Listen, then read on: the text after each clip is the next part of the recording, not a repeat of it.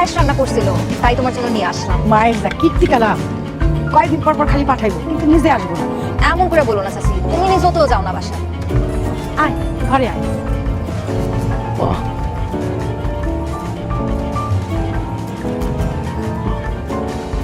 ওরে,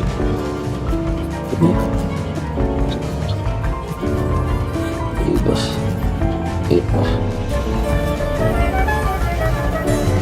জমাইছো, কিছুক্ষণ আগে পায়েস না, ইচ্ছা করতেছে না। আমি নিয়ে আসছি। খুব আসছে হিরোগিরি দেখাইতে, বলছিলাম নিজের বৃষ্টিতে ভিজে তার সাথে আমাকে দিয়ে দিতে।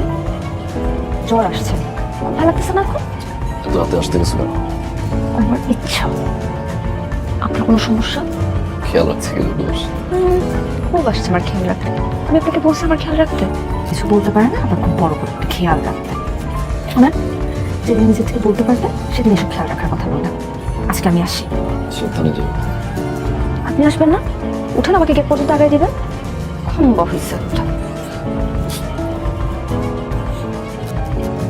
আয় আয় আয় আয় আয়। মামা, কি করেন আপনি? আর কি হলো মা, আমার বেডি কবুতরটা আর বেটা কবুতরের প্রেমে পড়ছে। প্রত্যেকটা দিন এনে বয়ে থাকে, হ্যাঁ। আর সন্ধ্যা হইলে আমার এই চালের উপরে ধরতে চায়।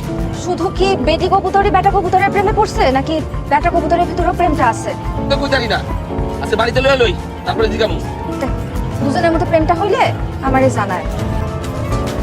বেডি কবুতর খালি আমার বেটা কবুতরের কাছে যায়, আসাদ বাড়ি যায়, জলিলের কবুতরের কাছে যায়। চরিত্রটা ঠিক করো।